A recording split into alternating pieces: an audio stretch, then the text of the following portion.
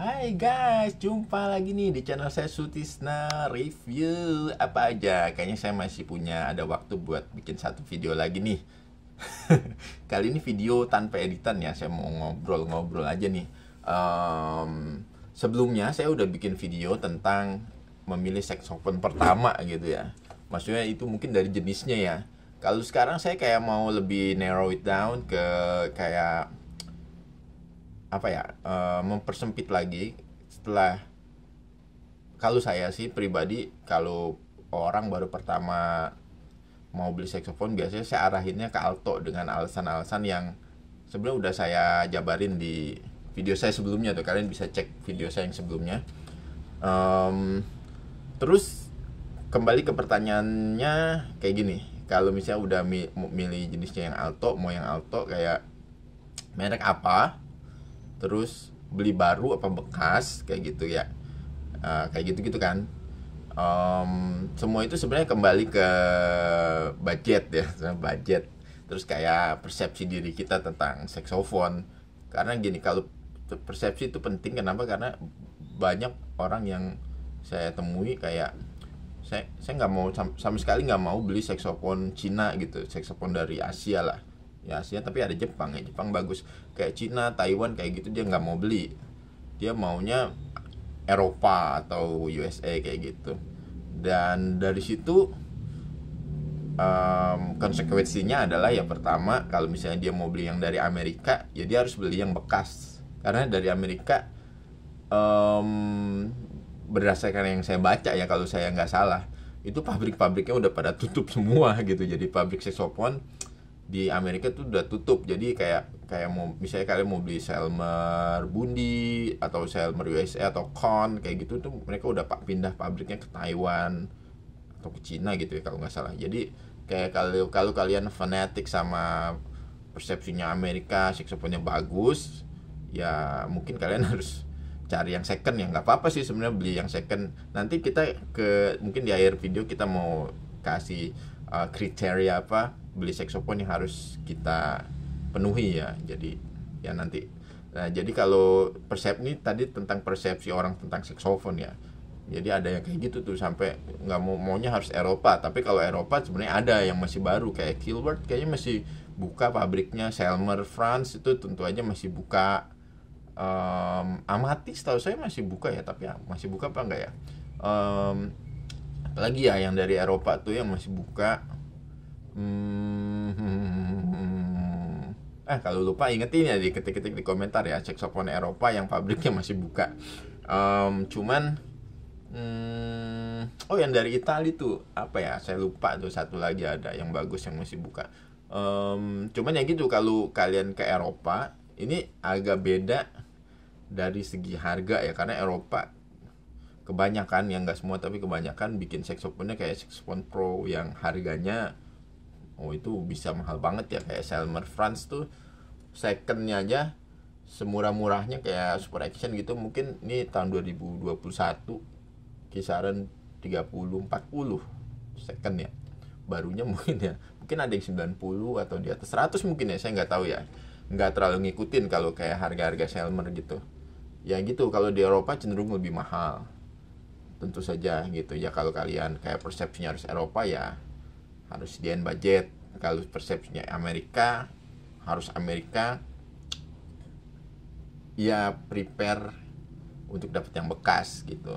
Tapi yang manapun itu, atau kalian kayak mau free aja, mau ngikutin budget saya cuma misalnya 3 juta, 5 juta, di bawah 10 juta, ya mungkin dapat yang Cina pun nggak masalah ya. Itu malah yang enak sebenarnya kayak gitu. Karena ini kan kita ngomongin beli saxophone pertama ya.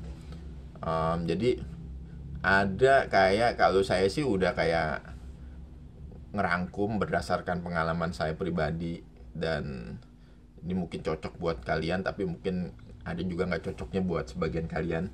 Kayak ini yang pertama, kalau kalian mau beli saxophone, secara umum pertama saksofonnya harus sehat dulu ya. Itu yang paling penting tuh. Sehat dalam artian ini nggak ada bocor, terus nadanya pas. Maksudnya nggak ada bocor, terus playability-nya enak lagi tuh, atas sampai bawah. Kita kalau nada pas nanti kita di yang kedua, poin yang kedua ya. Poin yang pertama itu saksofonnya sehat. Nah, mau saksofon baru, mau saksofon bekas, itu bisa juga tuh ketemu saksofon yang nggak sehat ya, dalam arti misalnya ada beberapa pair yang loose, lemah, apa baru juga kadang-kadang di saksofon murah yang student ada juga gitu. Dan yang sehat tuh dalam arti berfungsi 100% gitu ya. Nah, setelah yang saya bilang saksofon sehat itu, jadi nada dari sampai nada paling bawah sampai nada paling atas tuh bunyi dan kromatiknya bunyi. Pokoknya kayak gitu deh, sehat deh pokoknya, 100% fungsional. Yang kedua itu nadanya pas gitu. Karena ini beda ya, saksofon yang sehat dan nadanya pas. Bedanya di mana? Jadi kadang-kadang ada saksofon yang sehat nih, enak mainnya, tapi nadanya bisa dibilang fals gitu ya. Ini terutama saya nggak mau menggeneralisir, tapi ada beberapa saksofon yang saya temui, nggak harus merek tertentu ya gitu, jadi tapi ini kayak random banget. Jadi misalnya merek ini bagus tapi ada juga yang jelek gitu. Jadi ini bukan viewnya bukan berdasarkan merek, tapi kayak berdasarkan, nggak tahu, kadang-kadang ada saksofon yang fals gitu.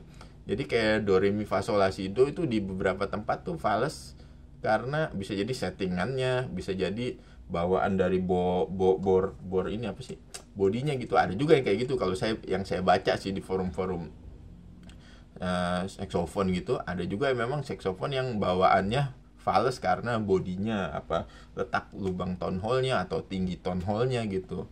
Jadi ya mau nggak mau kalau beli saksofon ya harus dicoba, atau beli bawa temen kalau memang nggak bisa, misalnya mengingat kalian baru mau beli saksofon pertama kali, bawa temen yang bisa, atau beli di tempat yang jual saksofon yang jualnya juga ngerti gitu.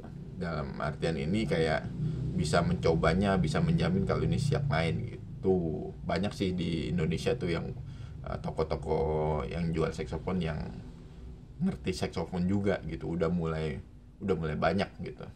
Dan itu enak tuh kayak gitu, udah mulai berkembang lah dunia saksofon di Indonesia gitu. Saksofonnya sehat, nadanya pas, apalagi ya, terus kayaknya dua itu aja sih sebenarnya, udah yang udah paling pas banget sih kalau menurut saya ya, udah cukup ya kayak gitu. Kalau misalnya kayak petnya masih bagus apa enggak, kayak itu mini kan ngomongin saksofon second ya. Misalnya kalian beli saksofon second pun ya terpaksa beli saksofon second, atau memang pengen nyarinya merek itu dan adanya cuma yang second, kembali lagi kalau pertanyaannya petnya masih bagus enggak, selama playability-nya masih bagus. Kadang-kadang pet tuh ada yang kita lihat jelek tapi playability-nya masih bagus ya. Ini kembali lagi ke kayak kita harus estimasi nih berapa lama nih umurnya dia. Kadang-kadang pet itu yang udah jelek tuh yang mungkin tinggal setahun lagi umurnya sampai dia benar-benar bocor dan berat niupnya kayak gitu ya, gitu sih. Jadi kalau kayak kita beli saksofon baru pun nggak aman dari masalah bocor atau fals itu enggak. Jadi nggak kayak mendingan beli baru aja, kayak ini kalau baru kan lebih siap main, lebih enggak juga, tergantung di mana kita belinya atau mereknya apa, udah disetting ulang apa belum sama teknisi atau penjualnya gitu. Terus kalau kayak beli bekas juga ya paling gitu dicobain, karena gini, kalau beli bekas tuh terutama lebih rumit lagi ya. Kayak misalnya saksofon nih ada dari baru lah, misalnya baru 100% fungsional, nadanya enak, terus dimainin sama orang, kita mau beli ini bekas gitu ya, 1 tahun 2 tahun gitu, kita beli dari dia bekas pakai 1 atau 2 tahun, itu kita harus udah punya estimasi kayak kita harus kayak ganti cork karena dia mungkin tahan berapa tahun lagi gitu, karena dia dari awal sampai itu kan dia ada umurnya. Kayak ganti bantalan mekanisme, atau mungkin ganti beberapa pet yang sudah mau robek atau bahkan udah robek kayak gitu, karena pet saksofon juga ada umurnya. Kadang-kadang 1 tahun 2 tahun tuh udah mulai ada yang robek-robek, terutama kayak di yang bagian tertutup gini nih, masih nih kayak gini, yang tertutup ini biasanya yang wear out duluan nih, kayak yang ini nih tuh. Jadi kayak Kalau kalian beli saxophone yang bekas, itu kayak gitu emang harus diperhatiin. Jadi kita kayak estimasi kapan nih kita mau bakal ganti pet atau ya kayak gitu dah. Jadi kalau beli saxophone pertama ya paling enggak dua aja sih, sebenarnya cukup. Cuman kalau ada yang lain kalian bisa tambahin harus gimana. Kalau saya sih harus sehat, saksofonnya fungsional atas bawah, nadanya bisa ditiup, bunyi semua. Yang kedua ya itu saksofonnya in tune, dalam artian nggak fals gitu. Jadi ada saksofon yang tadi saya ulang lagi ya, jadi kalau bunyi semua nadanya bunyi tapi kadang-kadang fals, itu juga buat saksofon pertama kayaknya kurang asik juga ya dapat saksofon yang kayak gitu. Kalau kalian ada tambahan, misalnya kriteria apa lagi yang bisa ditambahin kalau buat mau beli saksofon pertama harus kayak gimana, coba aja ketik di komentar, bang kurang ini apa. Ya tentu aja kalian kan batasannya beda juga sama saya. Kalau saya sih 2 itu cukup, mungkin ada lagi yang saya lupa gitu. Kalian bisa tambahin ya di komentar, nanti kita bisa diskusi secara sehat ya, buat sharing ke teman-teman yang baru mau beli saksofon nih. Buat kalian yang baru mau beli saksofon, good luck finding your first saxophone. Kalau kalian mau lihat-lihat IG saya, kalian bisa cek di description, ada AK_Sutisna. Kalian bisa lihat saya juga jual beberapa saxophone di sana. Kalian bisa lihat-lihat, mungkin ada yang tertarik dengan saxophone yang saya jual, ya maybe. Tapi saya nggak ngarahin ya, untuk kalian bisa bebas sih beli di mana aja. Saxophone sekarang udah gampang belinya di mana. Itu kayak jadi ide buat itu tuh video selanjutnya kali ya, beli saxophone di mana aja gitu. Oke, nanti kita bikin lagi kali kalau ada waktu tambahan nih. Sementara itu dulu tips buat beli saxophone pertama. Thank you for watching guys. Bye.